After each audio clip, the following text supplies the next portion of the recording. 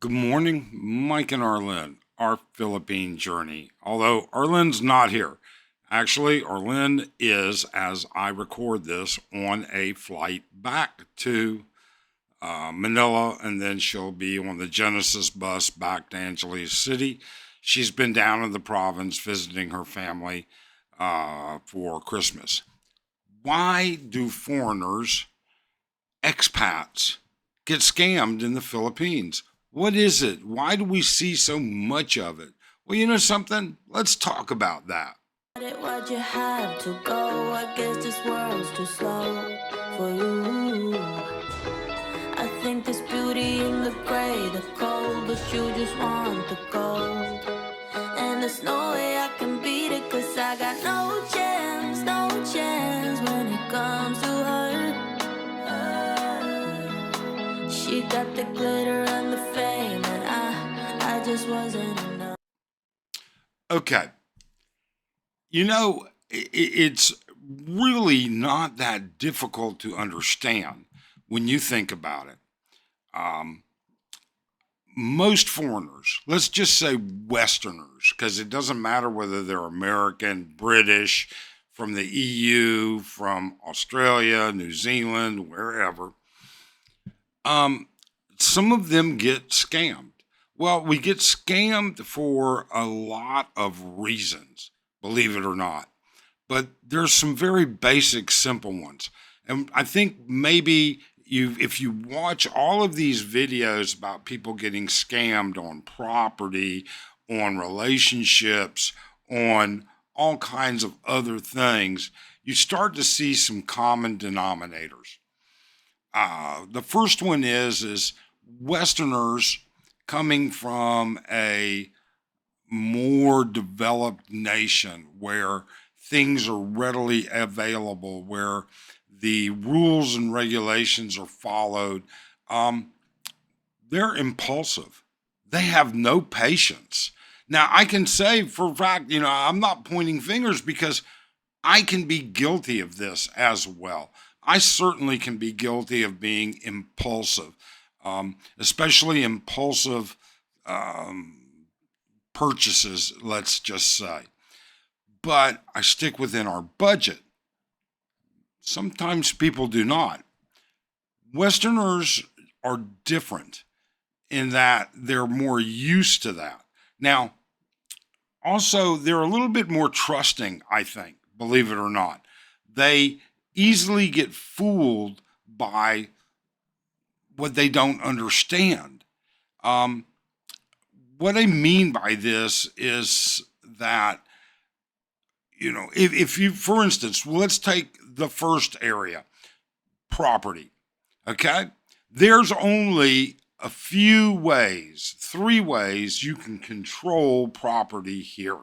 And two of those methods are very, very, very expensive and difficult, or can be expensive and difficult. One of those areas is is an inheritance because of your spouse. But you know what? I'm not going to go into it. I have videos on it. But let's just say ownership of property. Okay. Let's skip the ownership of property. Let's go forward to what you're doing with that property because you didn't buy it just to sit there and have dirt. Building. Building. Just because you can plunge a toilet, it doesn't make you a plumber. Just because you can splice two wires together, it doesn't make you an electrician. You can sew a button on a shirt, but that doesn't mean you can stitch a wound. We tend to really embellish our abilities in our minds. We tend to think, well, if they can do that, I can do that. No. You know something? The number of expats that are true craftsmen, tradeship, been in the business for a long time of building and understand the difference between 12 millimeter and 18 millimeter rebar and the difference between concrete and mortar, which are two different things. understanding all of those things. You need to hire a professional. So let's move to the next part, hiring a professional. Geez, do you know that there's actually licensing for contractors here? Now, you don't have to be a licensed contractor in the Philippines to build your own personal home or property. That that is something that you're allowed to do. Without that, you can be your own contractor. It's not, it's kind of like being your own lawyer, isn't it? Unless you know what you're doing and you've got a ton of experience, you need to hire the right people. You need to check their credentials. You need to find out, are they licensed? There are licensing rules. And then finally, when it comes to that, never, ever build on property you don't have a clean, clear title for in your hand. And that can take a while for some people. For us, for our home in Mindanao, it took about 3 months to actually get the title transferred from the previous owner to us. And that's because we did a lot of the legwork. Arlen did a lot of legwork, all right? And because we kind of knew what we were doing and we had advice, good legal advice. That being said, it can take much longer depending on how complicated the previous owner's title is. So, that being said, we're so impulsive. We are so sometimes arrogant, thinking that we can watch a half a dozen DIY videos on how to make concrete or mortar and then build a hollow block wall or dig a trench and put in plumbing, that we're become an authority on that. Not always the case, that's for sure. Some things you require more than just doing it. There's thought before you do it. Oh, I'm going to plumb my house this way.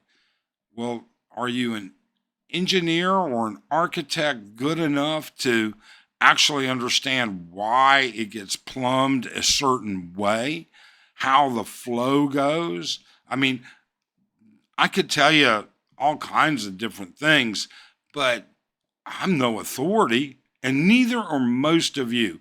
And so you step forward, you jump into things, and you get scammed. Scammed in relationships. God, the number of videos that are out there are numerous, way far more than I can get. But, you know something? You're concentrating on watching relationship videos in the Philippines. There are more scams, or just as many scams, or it is just as similar, not exactly the same perhaps, in the US, in Australia, in any other country. It exists. There are good people and there are bad people. But yet, what do? I had dinner with a buddy of mine last night, Eddie Wow. Okay? Eddie is a man whore. All right? I tell it to his face. He really and truly is. Except now Eddie has said, I think it's time I sort of settle down. And we had a discussion about this. And when we had this discussion, I said, Eddie, it's a slower process, in my opinion. It needs, I wish Arlen had been there for that conversation, but she's out of town. But it's a different process, Eddie. You can't just meet a girl on Monday and move her in on Friday. That's not the way you start a relationship. And you need to build on it and work on it. Now, some of you work on these relationships and long distance relationships before you even meet them and then move them in immediately. Oh, perhaps. But the point that's being made here is that relationships are not something you should jump into. It is something you should be guarded about. It is something that is private to you. You worked hard for your ability to move here and live here. That means you don't give it away. You are smart about it. You are within your budget. You are getting that familiar routine of understanding how their concepts align with your concepts when it comes to a relationship. There's so many ways to get scammed, and yet those ways exist all kinds of places. Your worst enemy is yourself. You're so impulsive. Oh, what's an extra $2? I can I can wait it out. I know I should only pay 100 pesos for this trike ride, but this guy's here. I'm going to pay 150. It's the art of negotiation, and he's got you on that. Or you need to wait until, or you need to understand until. We need to quit being so impulsive. We need to quit being so arrogant that we think anything we decide to do, we know how to do. And we need to absolutely get expert advice. And getting expert advice doesn't mean walking up to the local attorney sometimes. We can tell you from experience, attorneys are just as difficult when it comes to understanding. It's kind of like a physician, for instance, okay?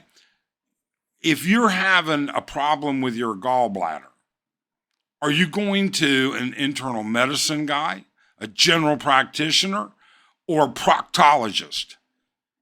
You need to really understand what you're doing. The same thing goes with lawyers. If you're trying to do land, how about making sure you're working with an experienced attorney in all aspects of dealing with ownership and contracts?